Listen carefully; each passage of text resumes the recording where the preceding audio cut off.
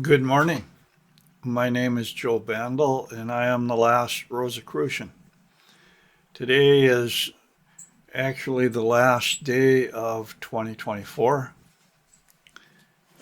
New Year's Eve, and I thought I would make a video, well, my weekly video or whatever, but I thought I'd make a video that really is kind of summing up where Gaia is at. So this, you could call this a Gaia Ascension uh, video.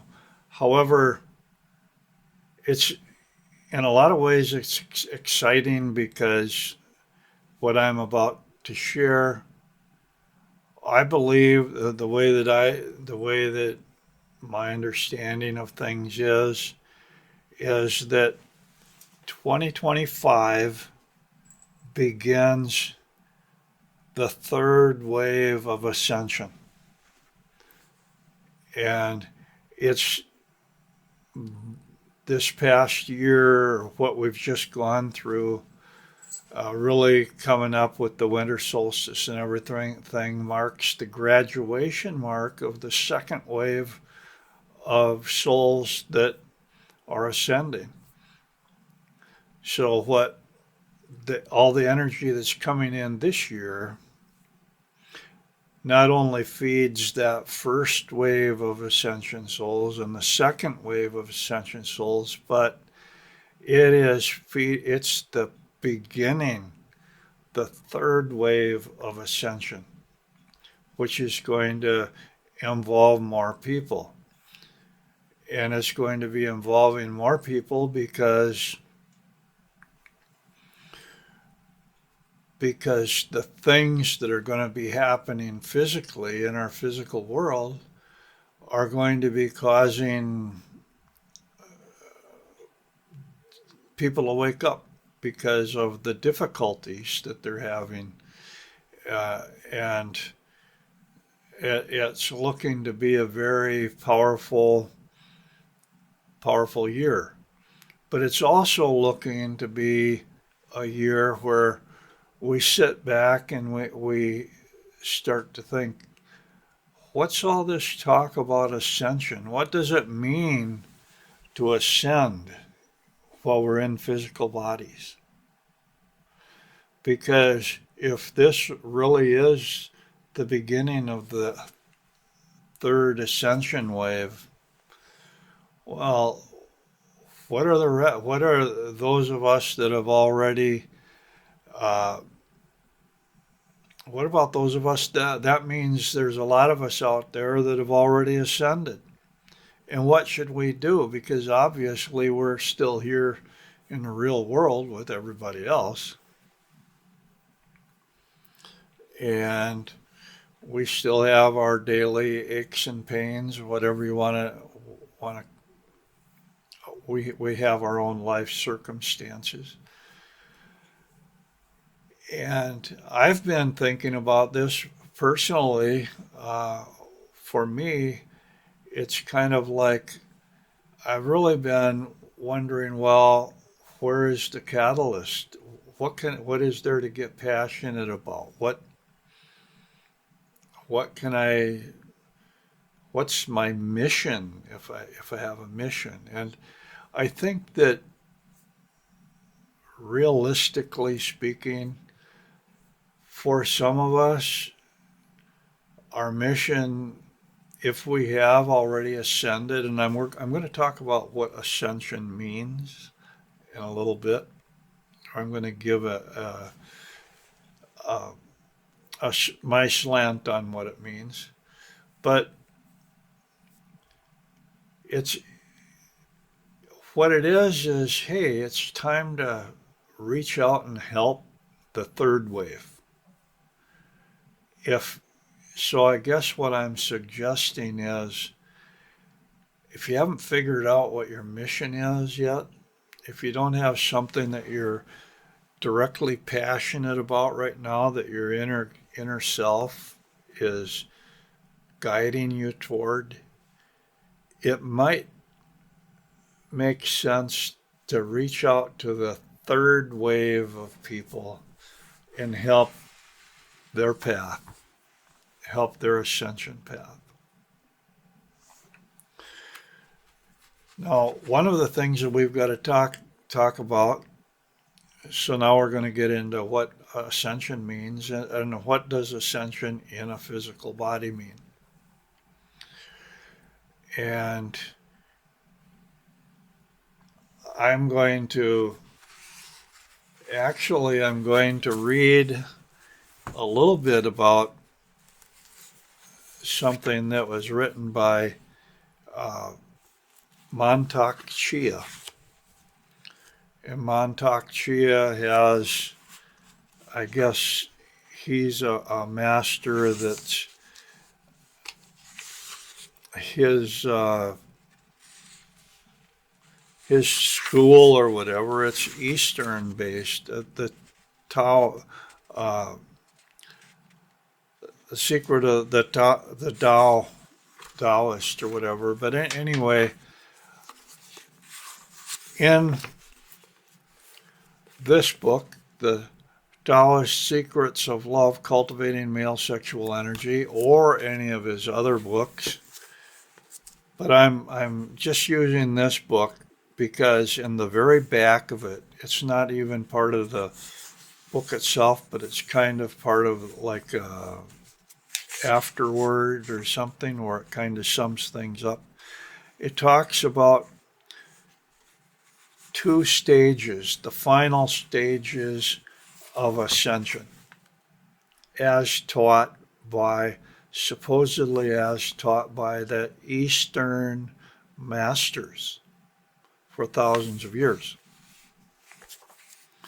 So that's why I'm going to be reading this, because it might give some insight into what is actually meant by ascension, and especially by ascension in a physical body. And then we'll get into maybe what's the difference between the first wave, the second wave, and the third wave of people who are finally waking up. And each wave is bigger, it's larger, it takes more people. So I'm just going to read here. The 6th formula, Congress of Heaven and Earth Immortality. The 6th formula is difficult to describe in words. It involves the incarnation of a male and a female entity within the body of the adept. This might correspond to the crown chakra. Sahasrara is the name of the crown chakra, apparently. These 2 entities have sexual intercourse within the body. It involves the mixing of the yin and yang powers on and about the crown of the head and being totally open to receive energy from above and regrowth of the pineal gland to its fullest use. When the pineal gland is at its fullest, it will serve as a compass to tell us in which direction our aspirations can be found. Taoist esotericism is a method of mastering the spirit as described in Taoist yoga. Without the physical body, the Tao cannot be attained. But with the body, the physical body, truth can never be realized. The practitioner of Taoism should preserve his physical body with the same care as he would a precious diamond, because it can be used as a medium to achieve immortality. If, however, you do not abandon it when you reach your destination, you will not realize the truth. The 6th formula consists of A. Mingling or uniting the body, soul, spirit, and the universe, the cosmic orbit. B. Full development of the positive to eradicate the negative completely. And C. Spirit returned to nothingness. So we're talking about the path of return. I'm going to go ahead and I'm going to jump back right into the next phase, and then I'm going to be going back and making some comments about these stages as we talk about them further. The seventh formula, reunion of man and heaven, true immortal man. We compare the body to a ship and the soul to the engine and propeller of a ship.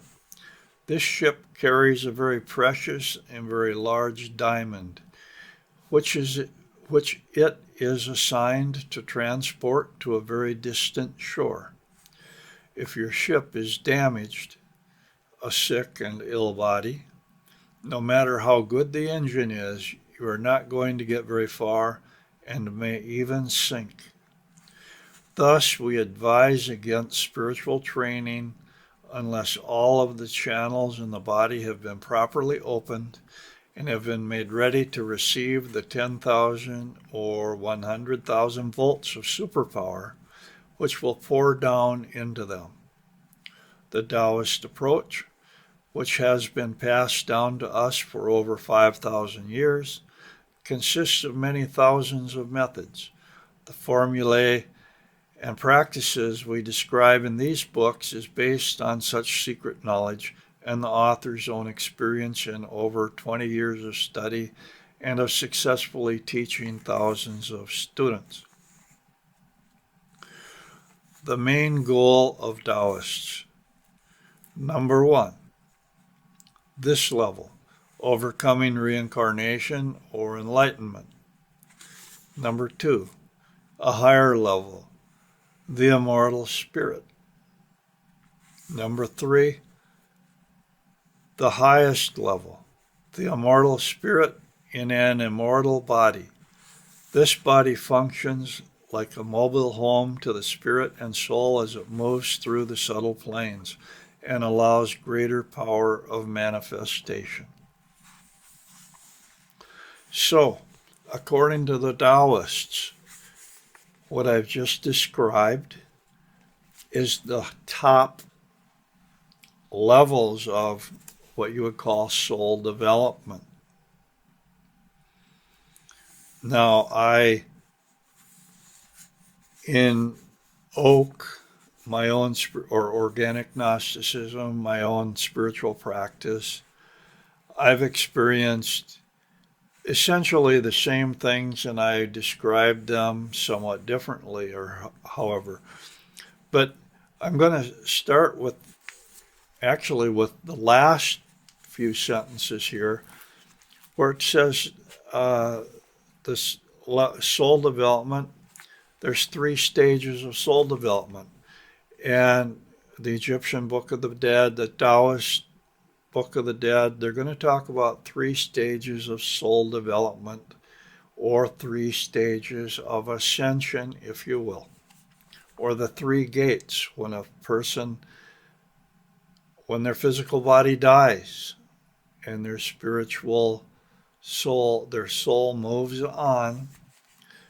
It can move on through 3 separate gates, essentially, and they pretty much correspond in very interesting ways that kind of correspond with this. I'm going to just mention this first one. The first level, they're talking about overcoming reincarnation or enlightenment, which means being able to complete the karmic cycle so you don't need to reincarnate over and over and over and over again. Overcoming the wheel of karma, overcoming the wheel of reincarnation. That's what they're basically talking about, and that is talking about the end, the last. That's actually the first of the lowest of the cycles that they can be talking about. Hey, I don't have to reincarnate afterwards. That's ascension. It's talking about using the physical body to generate and develop the soul to the point where it no longer needs to incarnate in a physical body. And we find that concept in a lot of places. Well, there's a couple points of interest here. One is that they're talking about we use the physical body. Our physical body is very important and it's valued. It's the most valuable tool that we have for the development of our soul body, if you will. And some traditions, a lot of them, I'm familiar with where some traditions, they say the purpose of incarnating into a physical body is because within the space of a human lifetime, there's so much catalyst, there's so much that the soul can learn that if they would take thousands of years if they were not in a physical body. So being in a physical body with all the stresses, the highs and the lows of being in a physical body, it's the most powerful way possible of soul development, soul growth, to become a complete soul. So we're using that. Now we're going to the second stage here. It's called the higher level, the immortal spirit. The immortal spirit is, the best way that I can say it is kind of like a ghost that holds together after the death of the physical body. And it holds together because it is created out of a noble gas, is how I say it. Because my personal belief is that every astral body, when it's permanently activated, it has a physical component. And that physical component of an astral body that holds it together is actually one of the noble gases. There's 7 noble gases. So theoretically, any one of those noble gases can create a non-physical body. You call it a non-physical body, but it's actually a physical body created out of that noble gas, and it has appropriate sensory awareness points depending on the noble gas that it's created out of. For example, helium is a noble gas, and it's the innermost circle of an atom possible, and it only has 2 atoms possible, hydrogen and helium, so that it is archetypal, and it's simply dual. It's black and white, and everything that it creates and everything that it perceives is archetypal, and it's in its essence black and white. So some people say that the immortal spirit body is essentially a ghost, but I'm going to say, okay, you can have 7 types of ghosts, if you will. But only 3 of them have really traditionally been recognized because they recognize the permanence of the self, permanence of consciousness, permanence of the personality of awareness. They're the top 3. the top three chakra centers, and they can be they can be concrete spiritual, which is the archetypal energy with helium. They can be the next one down, which is abstract mental, and or the next one down, which was concrete mental. And I recognize also the fourth one, which is of the heart, which would be uh, upper emotional, because the heart center is also a form of ascension that way. But the main point of everything that I'm saying here is that when you think of the non-physical body, my understanding is that it does actually have a physical component, and that physical component is a Nobel gas, which is uh, invisible. It's a gas. You can't see it, you can't touch it, you can't sense it.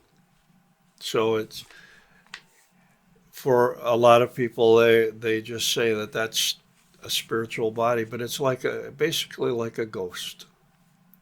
And I'm going to leave it at that. The highest level that they're talking about is the immortal spirit in an immortal body. This body functions like a mobile home to the spirit and soul as it moves through the subtle planes and allows greater power of manifestation. Okay, so if we're summarizing these up, we're using our physical body to generate astral bodies. And one of them is the lower level is to generate enough, a powerful enough astral body that at the death of our physical body, we have something that our awareness can move into or can sustain itself within.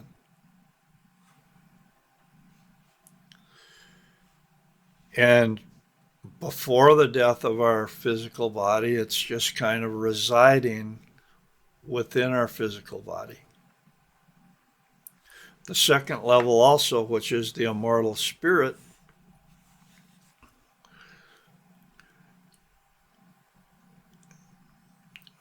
well, let me back up, say that first one is overcoming reincarnation.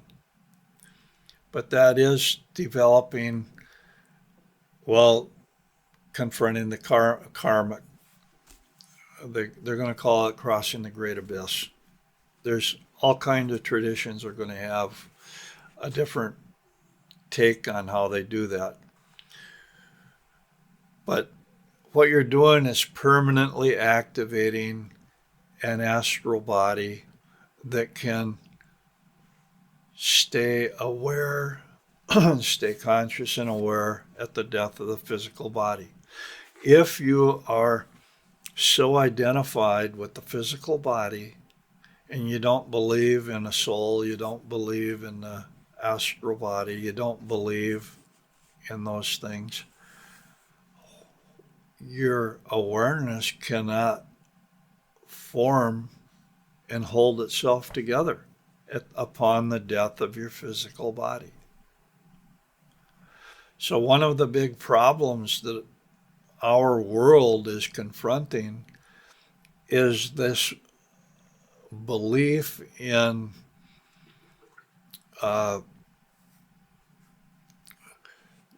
where they don't believe in a spirit, they don't believe in the soul. The scientific rationalism that will not admit to anything on the so-called spirit or reincarnation or ghostly realm. So the mid level is where we actually believe in the soul and enough to where we have we've developed and permanently activated at least one of our astral bodies, preferably as many as possible, to where, okay, we are still in physical bodies, but when our physical bodies die, we're moving on. And we know that we're moving on. We know that we're moving on because we have experiential knowledge of having an immortal soul. The highest level is when well, let me go back to the second one here, because I'm trying to sort them through and make how they make sense. If you can astral project, or if you can remote view, you're still in a physical body, but you can send your awareness out to astral project to different places, or you can remote view to different places. So you're able to use that spiritual body. So that's kind of what the second stage is. The third stage is an evolvement of that, because when you drop the physical body, which means when the physical body dies, you're able to totally function your immortal spirit in an immortal body. And this body functions like a mobile home to the spirit and soul as it moves through the subtle planes and allows greater power of manifestation. That's what the master does. That's where they've become magical, if you will. They no longer, it's like the Master Jesus or whatever, they can be touched. Their immortal physical body is, you can feel it, you can touch it, they can do things, but ultimately it's not the physical body, it's not the 3D physical body that they use. They have dropped that and still are able to exist in our world. I hate to say it as an energy body, but as an ascended body. Okay, I'm going to jump over here to the first part that I read. And I kind of apologize at if what I've just talked about is kind of confusing. I'm trying to say that the third wave is beginning, the third ascension wave is beginning, and the first and second wave have already activated and established some of their astral bodies to where at the moment of their physical death, the physical death of their physical bodies, they're already moving on. They're ready to move on. They're even spending some of their time, if not most of their time, in the other worlds. They are truly multidimensional. And the third wave needs to realize how to become multidimensional. That's the challenge that they're facing. Okay, we're going to get back to where they talk about the sixth formula here. It involves the incarnation of a male and female entity within the body of the adept, where the two entities have sexual intercourse within the body. This is essentially what I've talked about as soulmate cycles.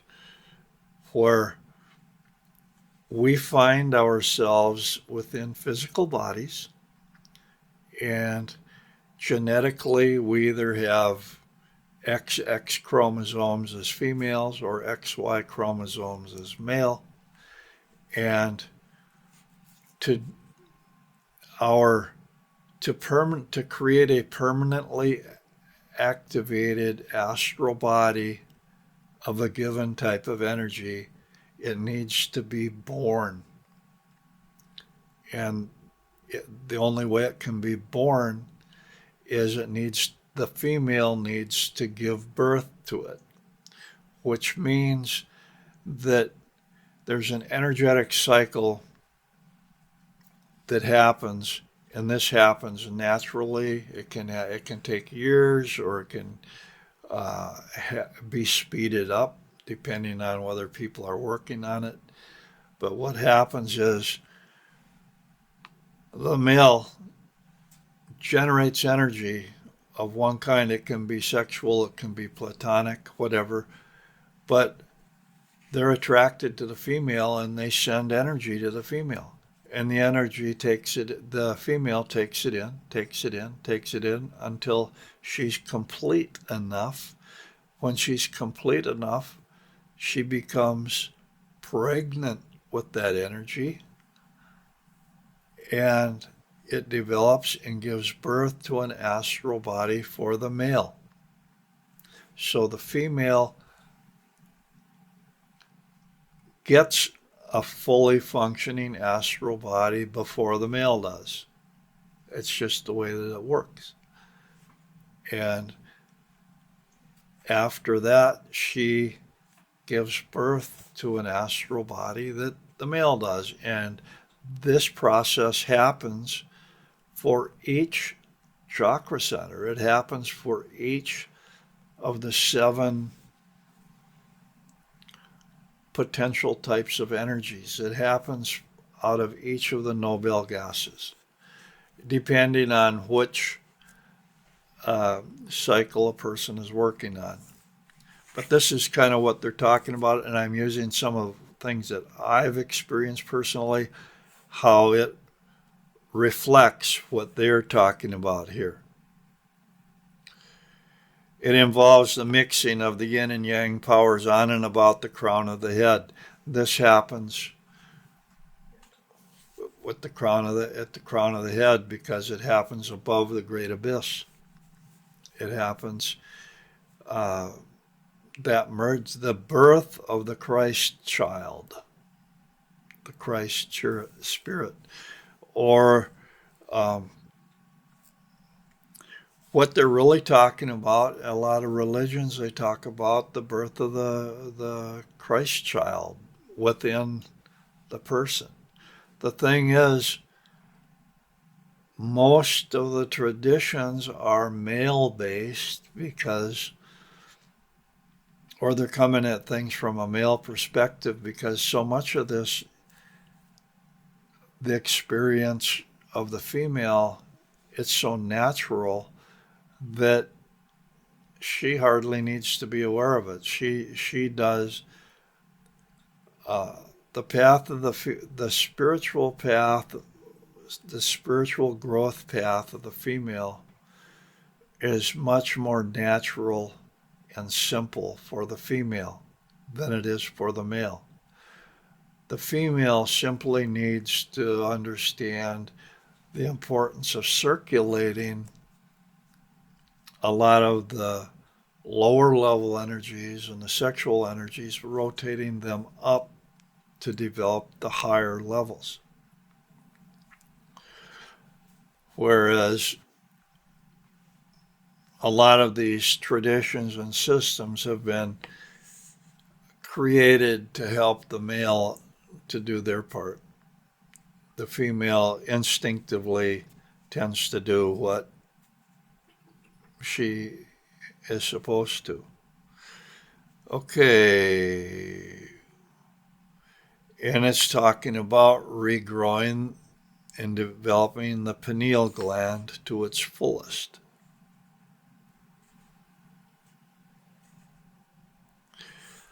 Again, Without the body, the Tao cannot be attained, but with the body, truth can never be realized. So, for the first wave, people that have ascended already, and for the second wave of people who have ascended, and we are still within our physical bodies, our non-physical bodies have been permanently activated, but we're still living in physical bodies. So we are at that point where we have attained the Tao, or we've broken loose from the karmic wheel, the wheel of reincarnation. But we can't make total freedom. We can't experience the total freedom that we have earned until we actually drop the physical body in time. And so for the first and second wave of people, of souls that are ascending, we're in the position of being space holders to keep the vibration, to raise the vibration, and to assist the third wave, to help them get to where we are.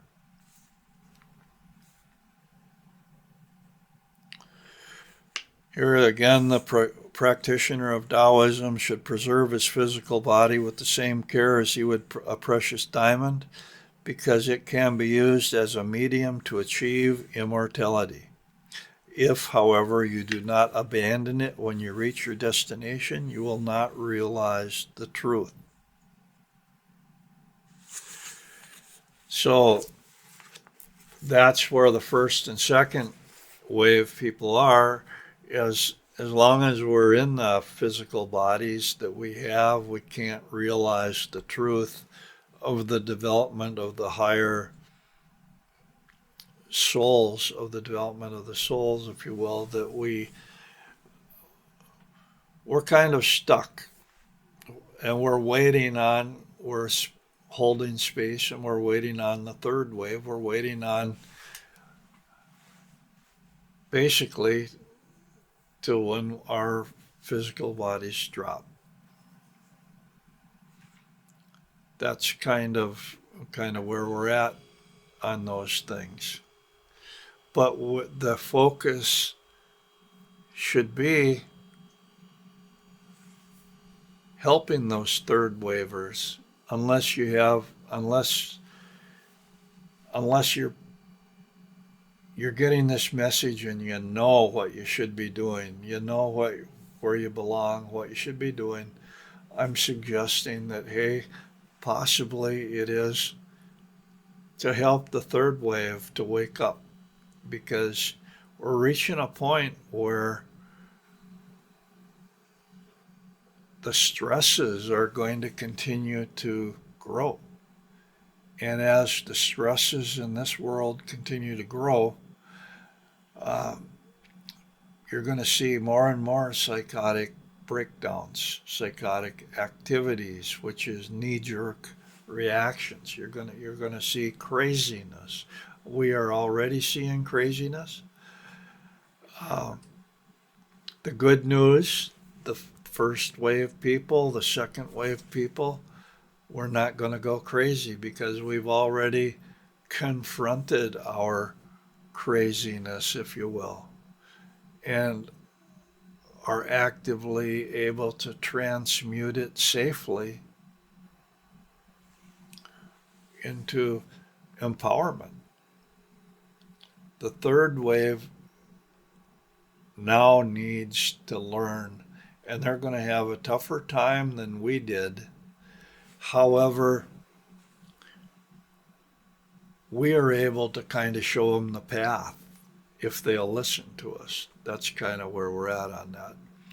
And so I've made this kind of a little bit long, but I wanted to kind of wrap it up in a way that hopefully makes sense. 2025, what we're looking at is helping that third wave along and kind of realizing if we are first wave, if we are second wave, and kind of dealing with that. Because ultimately, everybody's talking about dropping that time when the physical body drops. And everybody that's in a physical body today, at some point, is going to be dropping their physical body. And what's behind, or what continues after they drop the physical body, is going to be of the same type of body as these extraterrestrials who are in spirit bodies or in bodies created out of these Nobel gases. So they still have a physical component to them, but it's a lot more of an energetic type of thing. Hope that makes sense a little bit. If not, I'm going to continue on some of these things in the coming year, trying to uh, share things where people can make sense of their own circumstances and kind of sort out the wheat from the chaff on some of this stuff. The bottom line that I've just tried to share is nobody gets out of here. Ascension requires dropping the physical body, but we require our physical body to get to the point where we can drop it.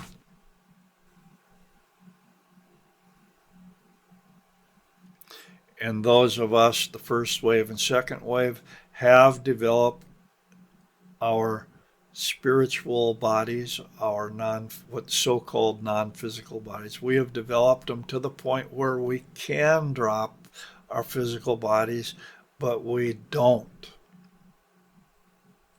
And we don't drop our physical bodies because we are helping the third wave. And we need to be here to keep the world at the highest possible vibratory rate. Till next time, thank you very much and Happy New Year.